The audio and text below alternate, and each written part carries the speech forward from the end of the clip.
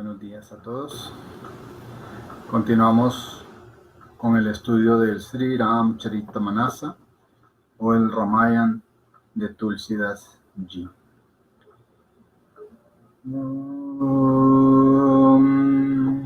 Gurur Brahma, Gurur Vishnu, Gurur Devo Maheshwara, Gurur Sakshat Param Brahma, Tasmai Sri Gurave Namaha.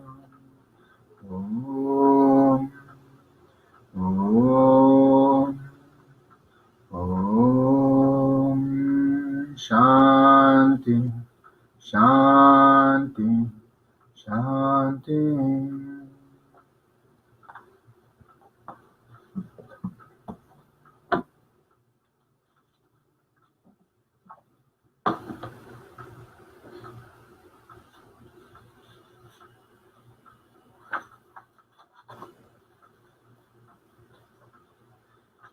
Estamos en la parte en donde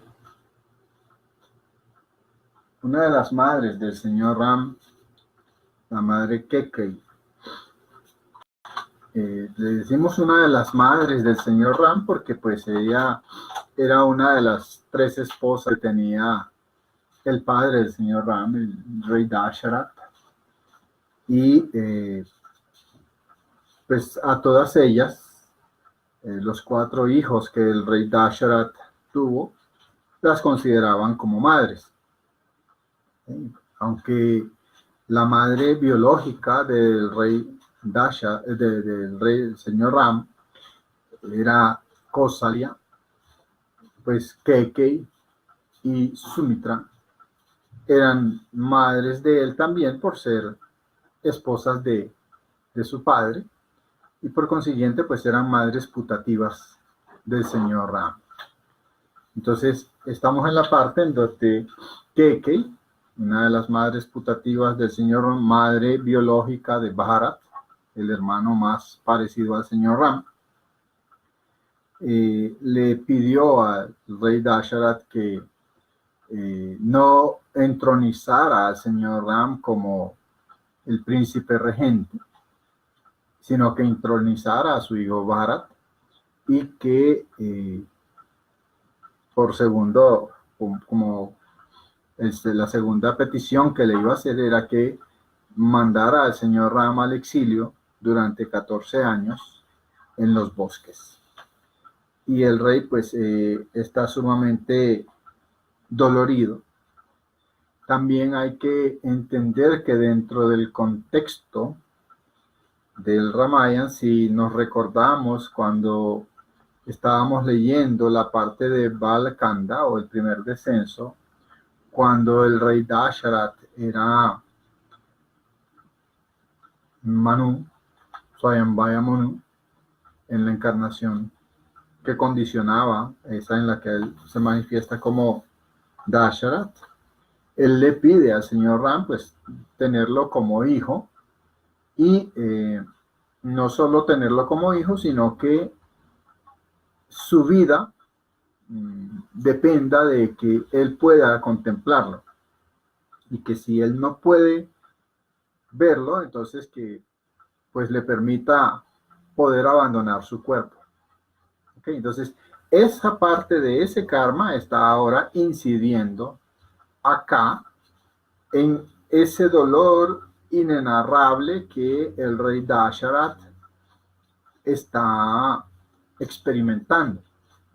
¿Okay? La lección que nos deja, si vemos todo en el contexto, no solo vemos el drama humano de Dasharat, sino todo el contexto de lo que está sucediendo desde el momento en que Swayambhaya Manu le pide la bendición al señor Vishnu a este momento, pues vamos a entender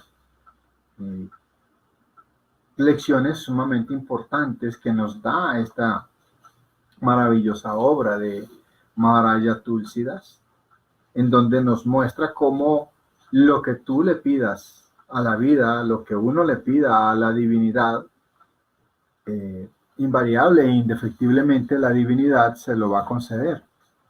¿Okay? Entonces, él le pidió eso. Adicional a eso, pues hay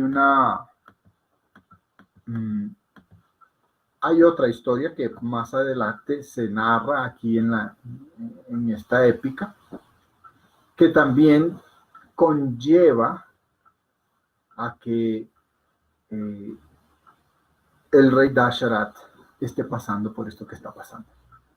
¿Okay? Entonces, vemos cómo Maharaja Tulsidas nos sigue narrando en su maravillosa obra.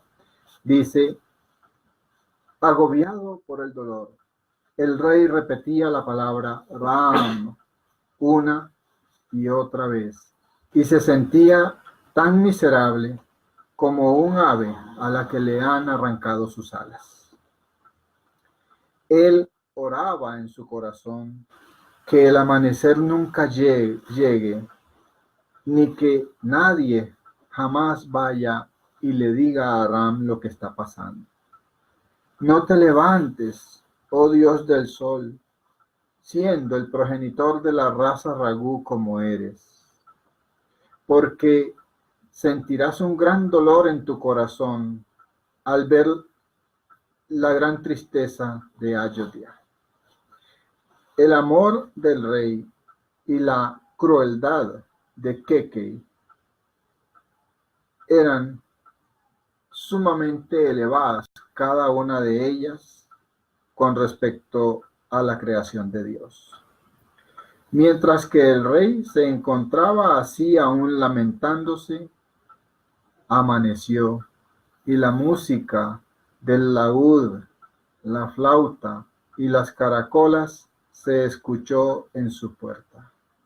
Los bardos le alabaron, los ministrelos le cantaron sus alabanzas, y sin embargo aquellas laceraban el corazón del rey como saetas lanzadas tan pronto las escuchó. Estos y otros muestras de regocijo no le complacieron, así como los ornamentos o las joyas no atraen para nada a una viuda que ha decidido acompañar a su difunto esposo al otro mundo.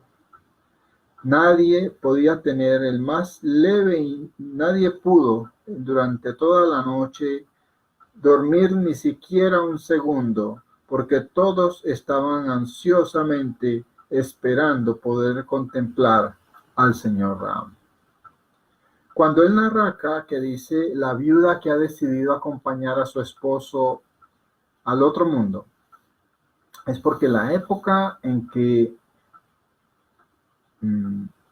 Maharaja Tulsidas escribe esta maravillosa obra, hace como 700 años más o menos, era costumbre en India y en algunos otros países que cuando la mujer quedaba viuda, se le moría el esposo, la mujer también se arrojaba a la pira funeraria en donde estaban cremando el cadáver del esposo.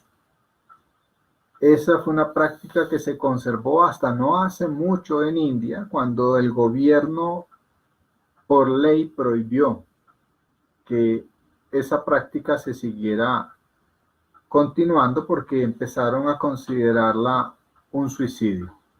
¿Okay? Entonces se pusieron en contra de esa práctica. Sin embargo, pues lo que ellos no captaban era que la práctica no era una cuestión que se hiciera obligatoria. E incluso si algún viudo quería hacer esa misma práctica, también podía hacerlo. Porque el sufrimiento en el que queda el viudo o la viuda, sobre todo si había mucho apego entre los dos miembros de la pareja, es un sufrimiento sumamente fuerte. Pero igual, nadie tiene derecho a atentar contra ese regalo que la divinidad le ha dado, que es la vida. Entonces, por eso es sumamente importante las prácticas de desarrollo espiritual, porque en la medida en que el individuo va encontrando su propia naturaleza bajo la guía de un gurú fidedigno y a través de la constante sadhana espiritual, esta clase de apegos no se van a presentar. El individuo va a tener un discernimiento mayor, un conocimiento correcto que le va a permitir entender cuáles son las leyes bajo las cuales funciona el universo, y bajo la comprensión de esas leyes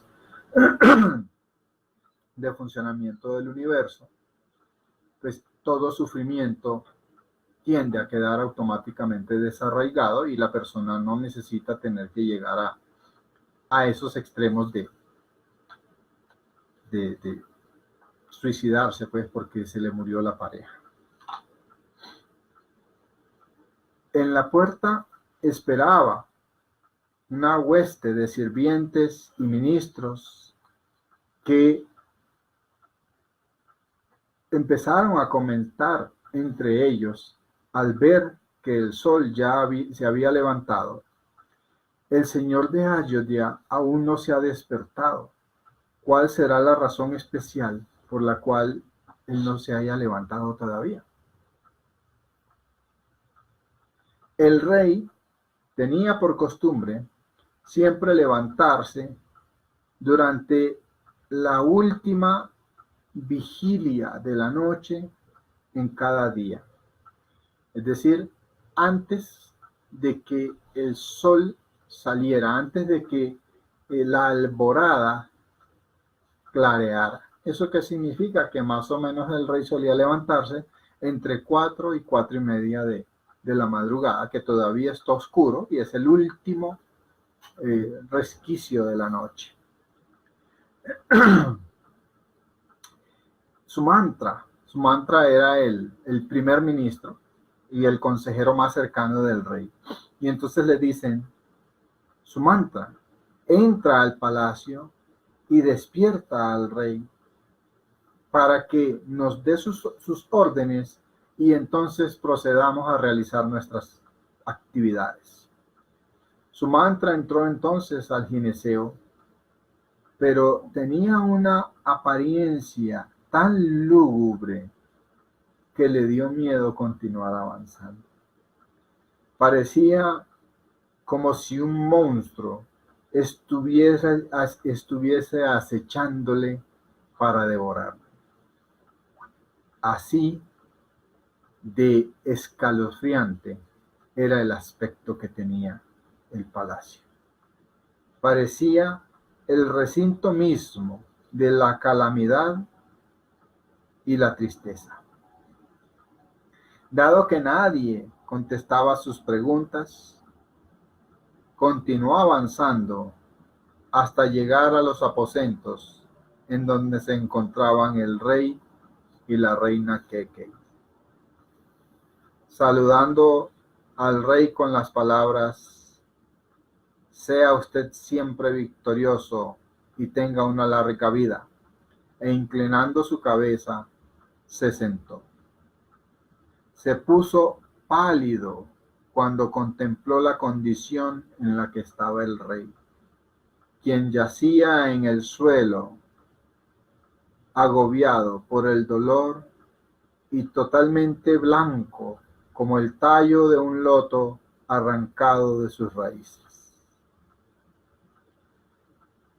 El ministro quedó sumamente preocupado como para hacer cualquier pregunta, y entonces Kekei, que estaba llena de maldad y desprovista de cualquier bondad, fue quien rompió el silencio. El rey no durmió para nada anoche.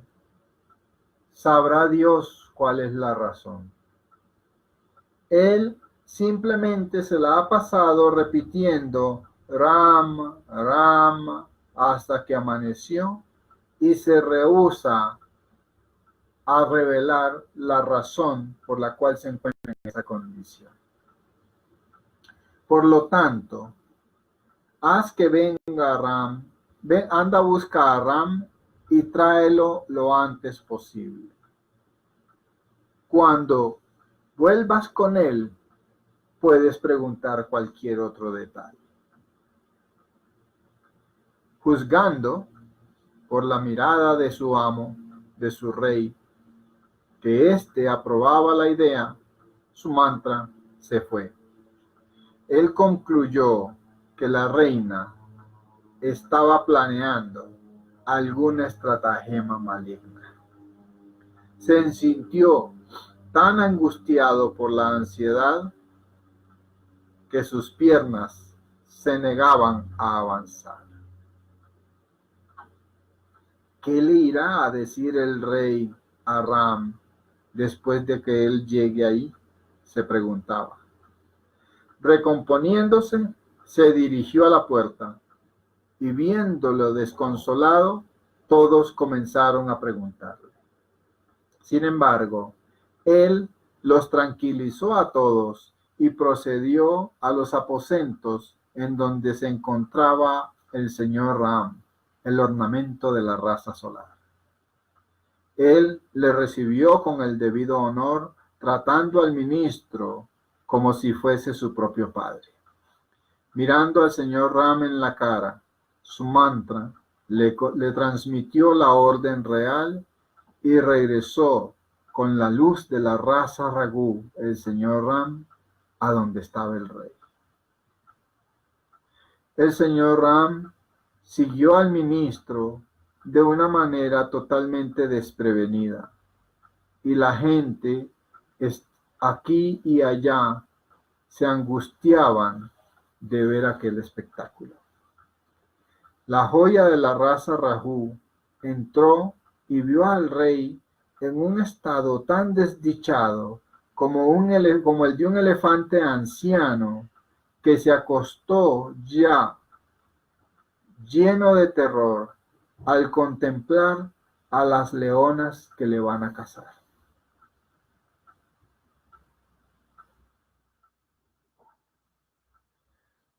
Tenía los labios resecos y le quemaba todo el cuerpo. Parecía como una desesperada serpiente a la que le han quitado la gema de su caperuza. El señor Ram contempló al lado de su padre a la enojada Kekei, quien se mantenía ahí de pie como la muerte personificada, contando los últimos minutos de la vida del rey. El señor Ram, quien por naturaleza era compasivo y suave, contempló lo que era el dolor por primera vez en su vida, y del cual él ni siquiera había llegado a escuchar. Sin embargo, recomponiéndose como la ocasión lo ameritaba, se dirigió a su madrastra en las siguientes palabras dulces. Cuénteme, mi querida madre, ¿cuál es la causa de la angustia de mi padre para que pueda tal vez yo intentar quitársela? Escucha, Ram. La única causa es esta. El rey está sumamente apegado a ti. Y él en una ocasión me prometió dos cosas que yo podía pedirle. Fuera lo que yo quisiera. Sin embargo, el rey ahora está agobiado con un gran dolor porque le acabo de pedir las dos cosas que él me ofreció.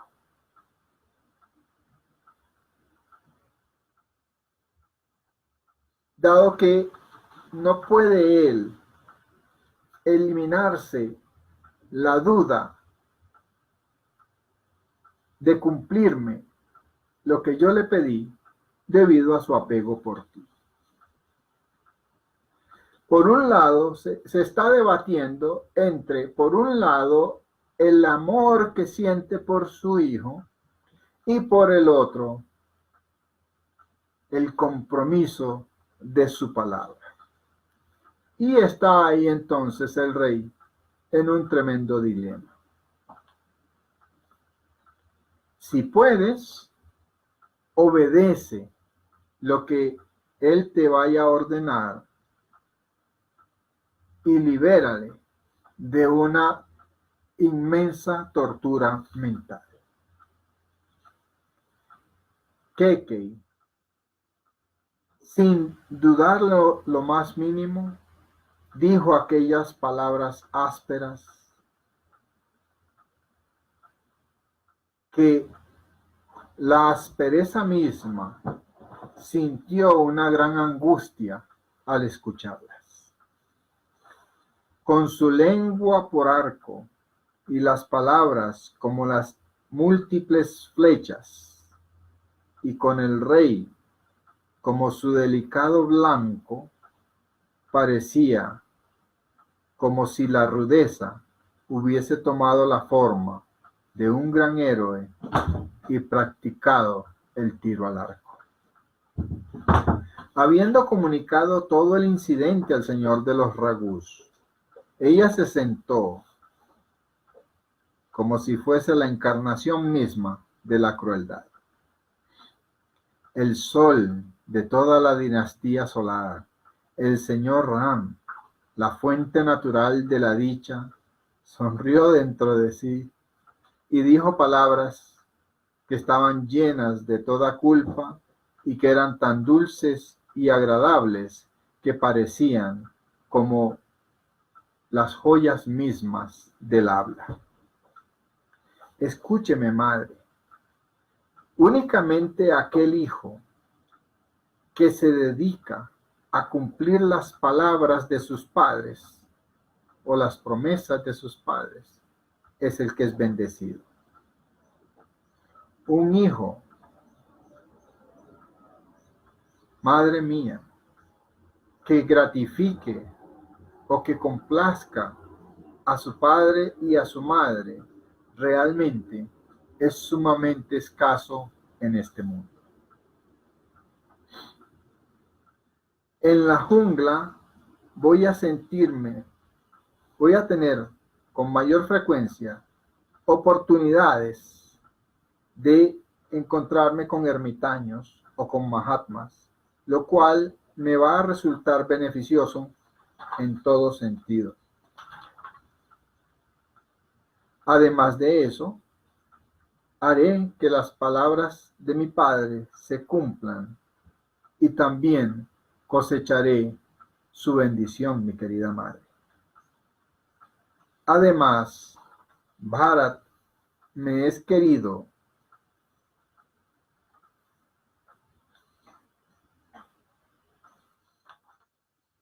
como la niña de mis ojos y como mi vida misma. Y él es quien será coronado como el príncipe regente.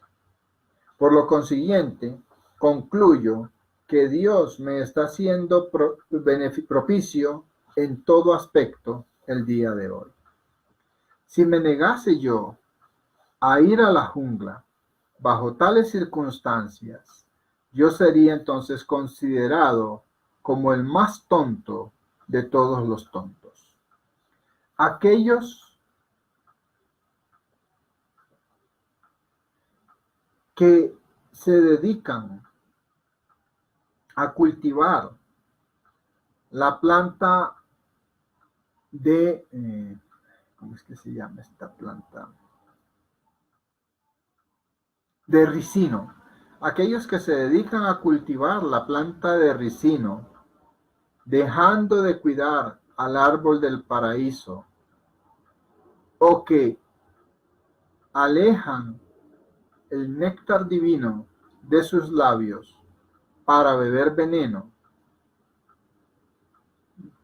aún esos tontos no serían capaces de perder o de desperdiciar una oportunidad como esta que usted me está ofreciendo si en algún momento pudiesen llegar a tenerla frente a ellos. Pondere este hecho en su mente y dése cuenta del gran regalo que usted me está haciendo, mi querida madre. Solo hay una cosa, madre mía, que me causa mucho dolor, y es que me angustia ver al rey en semejante tristeza y abatimiento.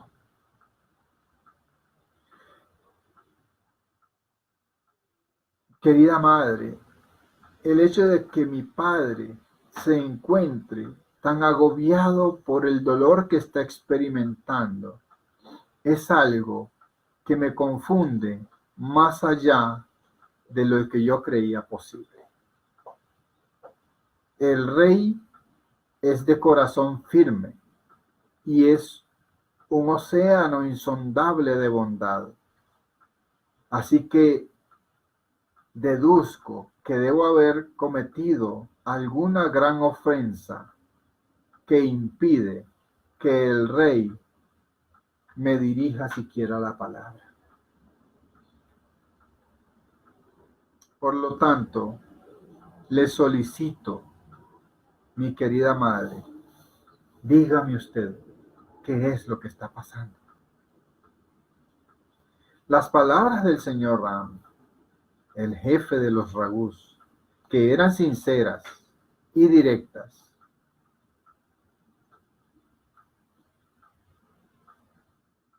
las palabras del señor Ram eran sinceras y directas. Sin embargo, la retorcida mente de Kekei le dio un giro totalmente contrario.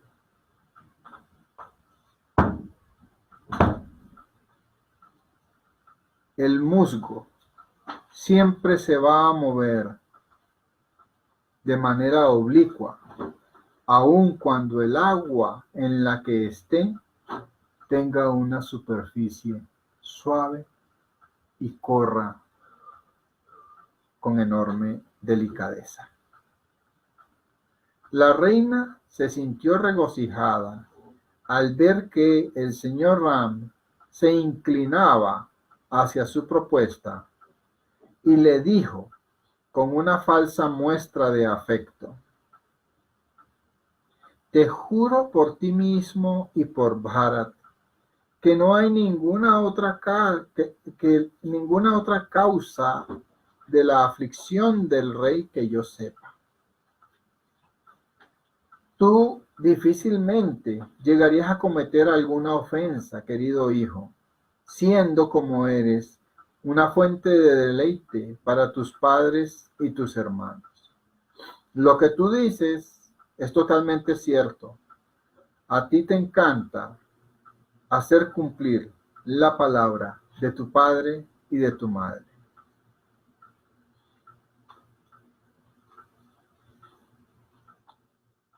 Te suplico que converses con tu padre para que él no vaya a incurrir en oprobio en el anochecer de su vida. Es difícilmente deseable que él venga ahora a abandonar las virtudes de la sinceridad, del cumplimiento de su palabra, de la rectitud y demás que le han permitido llegar a concebir un hijo como tú. Estas palabras educadas adornaron su detestable boca, así como lugares sagrados como Gaia embellecen la tierra maldita de Magadha. al sur de Bihar, un desierto que hay allá que tiene un oasis hermoso.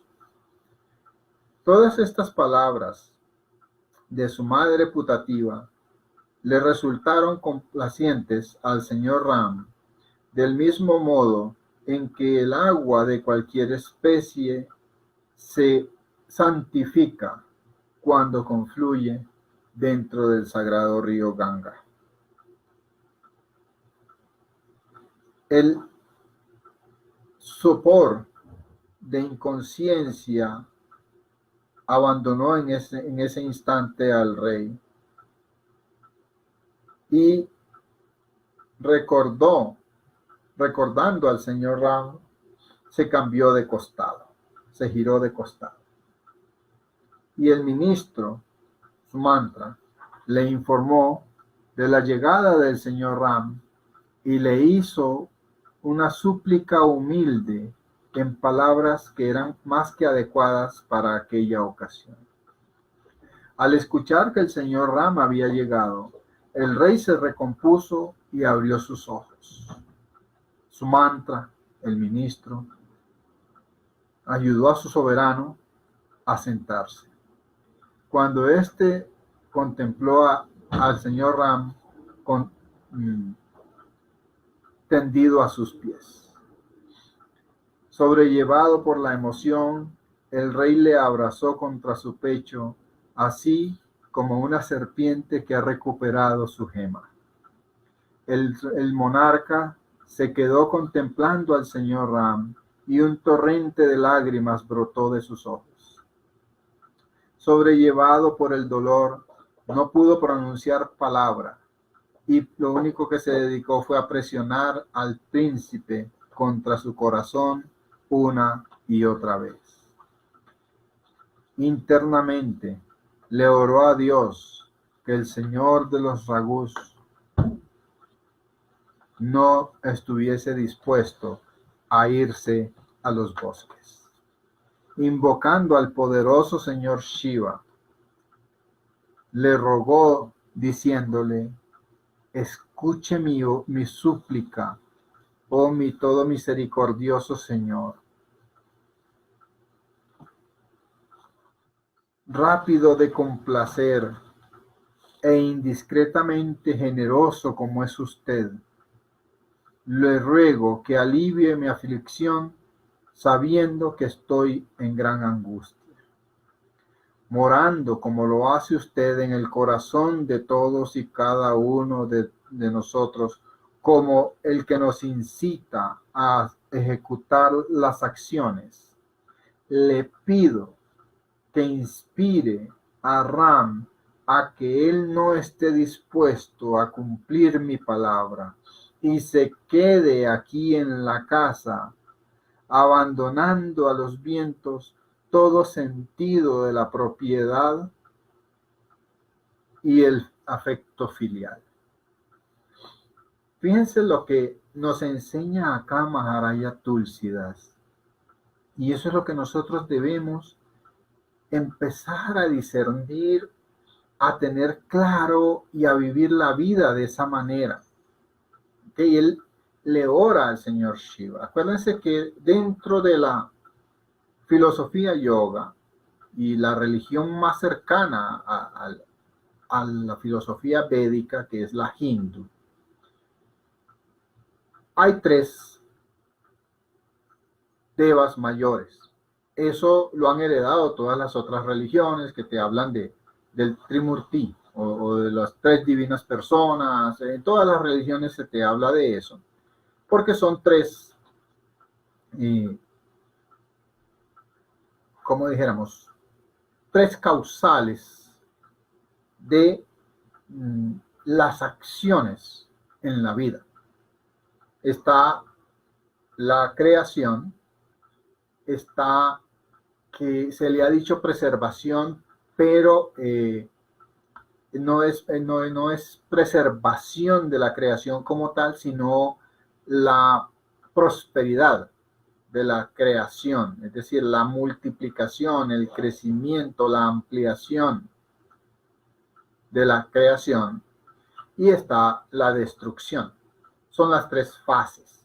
A esas tres fases se les llama dentro de la filosofía védica Brahma, Vishnu, Shiva. ¿Ok? Cuando mencionamos al señor Shiva y él le dice que es el morador interno de todos los individuos y es el que promueve las acciones en los individuos, es porque el principio de creación-destrucción es inherente o son las dos caras de la misma moneda. Porque yo no puedo crear algo sin previamente destruir algo. Para que algo pueda ser creado, algo debe ser destruido. Vamos a decirlo así, yo tengo un lote de terreno en el cual quiero construir un edificio. Para que el edificio pueda aparecer, el lote de terreno debe desaparecer. Hay que destruir el lote de terreno para que el edificio surja. Entonces, quien nos impulsa, por eso él le dice que quien nos promueve cualquier tipo de acción es el señor Shiva. Es ese principio de destrucción-creación. ¿Por qué el principio de destrucción-creación? Porque yo tengo que primero destruir para poder construir. Yo no puedo construir y después destruir. No. Cuando yo construyo, lo siguiente es la prosperidad. Pero cuando yo destruyo, automáticamente construyo. Como dicen por ahí, no puedes limpiar algo sin ensuciar algo. Si yo limpio el piso, ensucié la escoba, ensucié el trapero coleto, ensucié la pala o recogedor y ensucié la bolsa en donde eché esa basura. Entonces fue más lo que yo ensucié que lo que limpié. Del mismo modo, cuando yo voy a construir algo, yo no puedo construirlo sin primero haber destruido algo. Entonces, el principio creador en realidad es un principio destructor-creador. Por consiguiente, como él dice acá, lo que nos enseña o el que nos promueve a la acción es el señor Shiva. Es el principio de destrucción-creación. Entonces, por eso él le dice, haga que Ram abandone todo sentido de propiedad, de corrección, y se olvide de cuestiones filiales, de que el papá pues va a ir al infierno porque no cumplió su palabra, pero que él diga, lo correcto acá es, yo soy el hijo mayor, a mí me corresponde ser el príncipe regente, y yo me quedo y listo. ¿Habría estado mal visto de parte del señor Ram hacer eso? No. También habría sido correcto. Habría sido otro curso de acción. Y eso es lo que nos quiere enseñar acá Maharaya Tulsidas con este maravilloso libro. Que no existe una acción correcta ni una acción incorrecta. Simplemente existe una acción que va a generar inevitablemente una reacción. Si yo decido X acción, la consecuencia, la reacción de esa X acción va a ser una.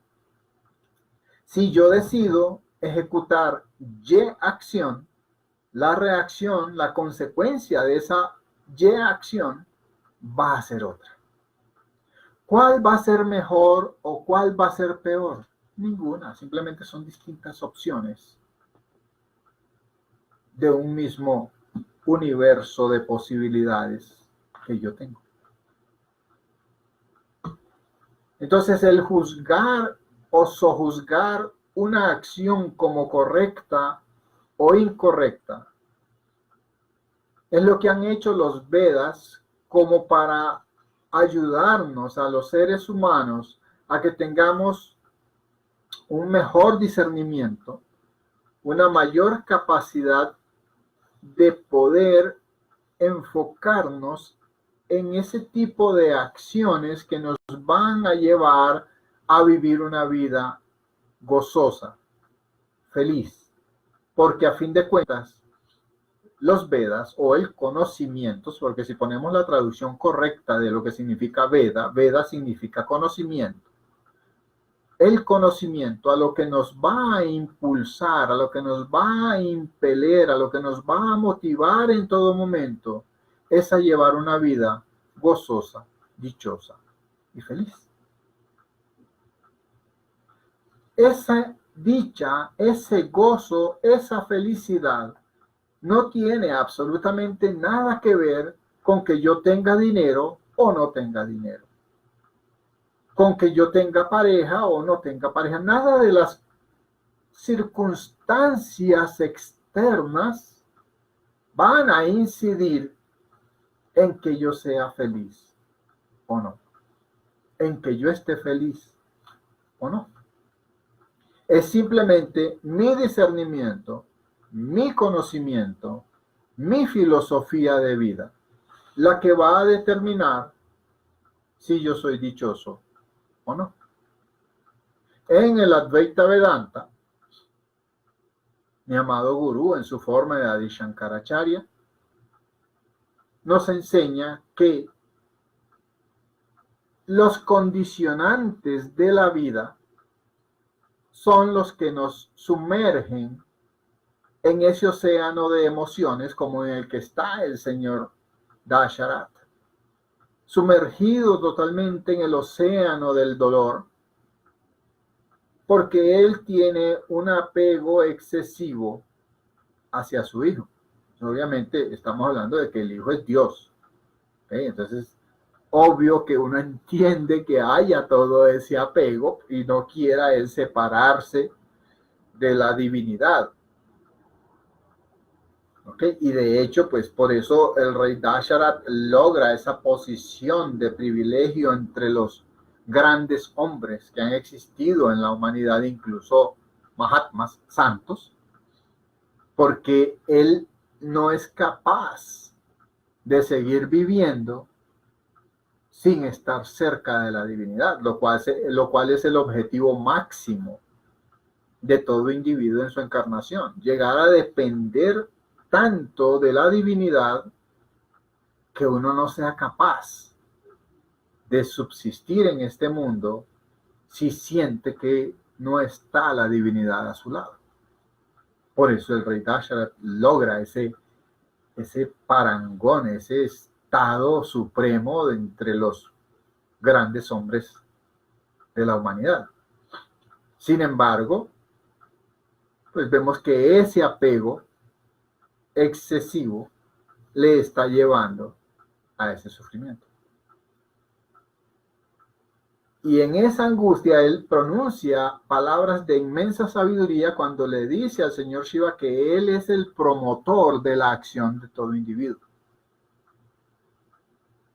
Y eso es lo que nosotros debemos entender. Siempre cuanta acción uno vaya a emprender, que le surja el deseo de emprenderla, es la divinidad misma quien te está promoviendo esa acción.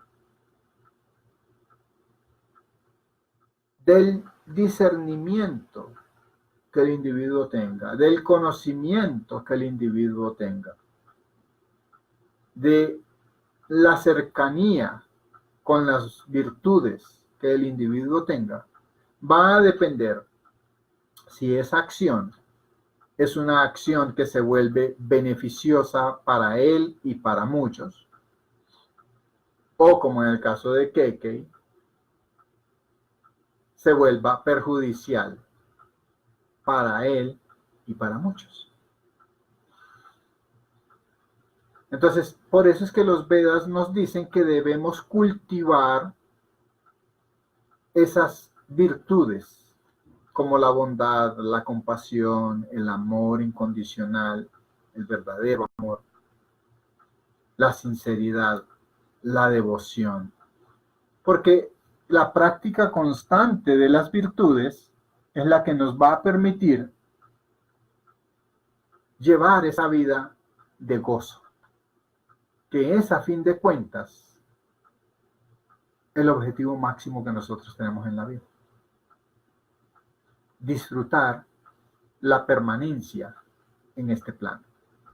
Nuestra vida es sumamente corta, como para pasárnosla en angustias, en tristezas, en preocupaciones, en problemas. Es demasiado corta.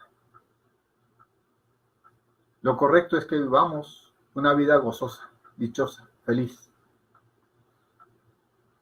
Si decides tener dinero, está bien. Si decides vivir modestamente, está bien. Lo importante es que si decides una vida de riqueza, no sufras por ello. O si decides una vida de modestia, no sufras por ello. No estés en la vida de modestia deseando la riqueza. Ve y logra la riqueza. O no estés en la vida de riqueza sufriendo en angustias, en preocupaciones, porque ese no es el objetivo de la vida. El objetivo de la vida es que tú encuentres siempre una comunión con Dios y vivas siempre con dicha. Por eso él le dice, dado que moras en el corazón de todos, como el incitador de las acciones, le ruego que inspire a Ram para que él no cumpla mi palabra y se quede en casa, lanzando a los vientos todo sentido de propiedad y de afecto filial. Que todo el mundo me deshonre a mí y que mi buen nombre perezca, porque prefiero quedar condenado a la perdición y no ir al cielo, al recinto de los inmortales, que me someta a mí a todo tipo de dificultades, pero que Ram no se aleje de mi vista. El rey oró así dentro de su corazón, mas no pronunció una sola palabra. Su mente temblaba como una hoja al viento. Percibiendo que su padre estaba agobiado por el afecto y temiendo que la madre Keikei volviese a pronunciar palabra alguna, el señor de los Ragus habló después de considerar todo adecuadamente, diciendo palabras que no solo eran humildes, sino más que adecuadas al lugar, al tiempo y las circunstancias. Fíjense que esta parte es fundamental y con esto termino. En los Vedas se enseña que el hombre de sabiduría actúa siempre de acuerdo al lugar, el tiempo y las circunstancias en las que se encuentra. Ese es el discernimiento máximo, esa es la sabiduría. Cuando uno actúa según el tiempo, el lugar y las circunstancias en las que se encuentre, la humildad, la devoción y todas estas buenas virtudes que uno debe desarrollar se manifiestan en la vida del individuo. Pero lograr ese grado de sabiduría es algo lo que te va a tomar toda la vida.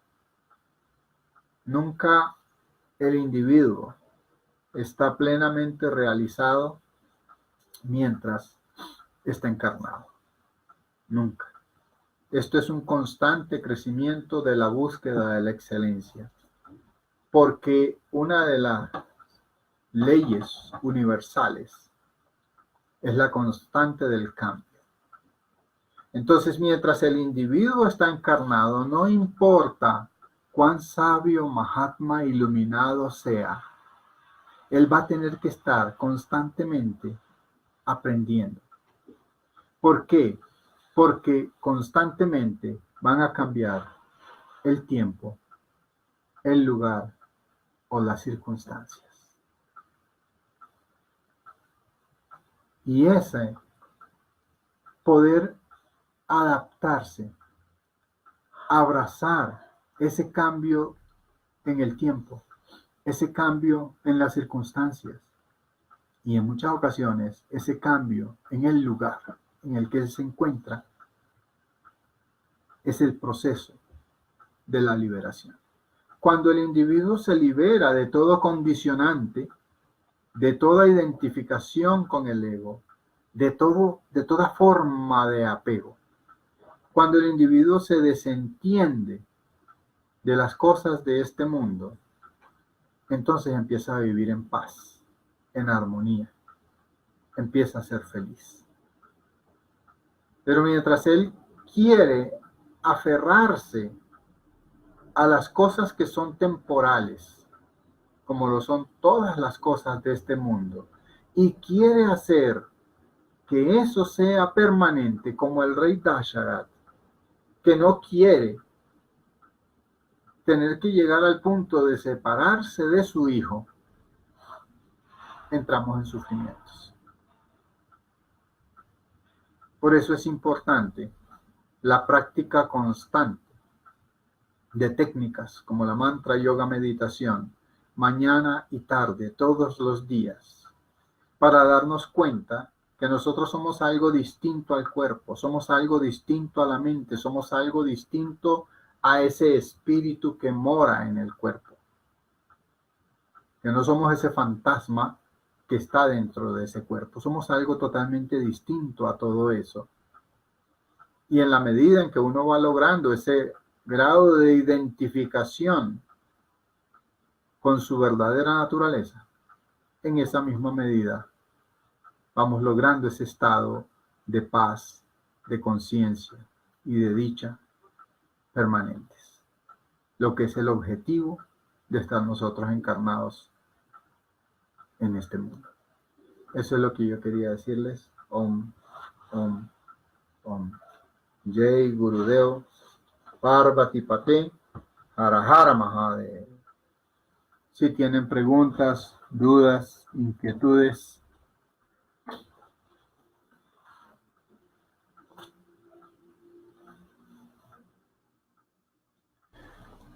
Girilla pregunta, Guruji, ¿cómo se puede armonizar dentro de nosotros mismos el masculino en el femenino y el femenino en el masculino? Abandonando todo concepto o toda relación con respecto a lo masculino y lo femenino. Porque tú no puedes hacer que la luna brille mientras está brillando el sol.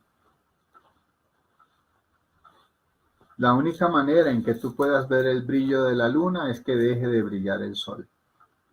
Tú no puedes convertir lo femenino en masculino, ni lo masculino en femenino. Lo único que puedes hacer es desprenderte del concepto de femenino y masculino, y en la medida en que tú te desentiendes de ese concepto, en esa misma medida puedes armonizarlos. Porque no puedes juntar dos imanes por el mismo polo.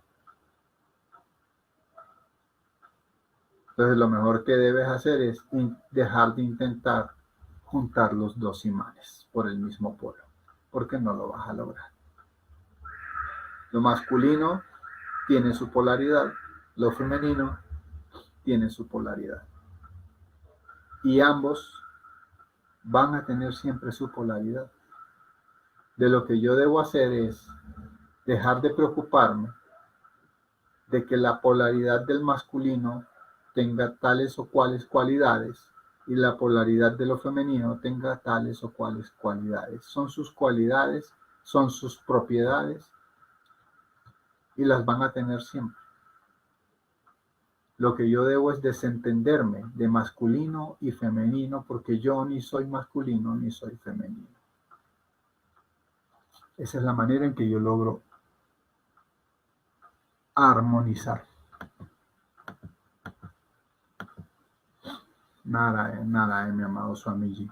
Si alguien tiene alguna otra pregunta, alguna duda, alguna inquietud, los escucho, si no, cerramos por ahí hoy.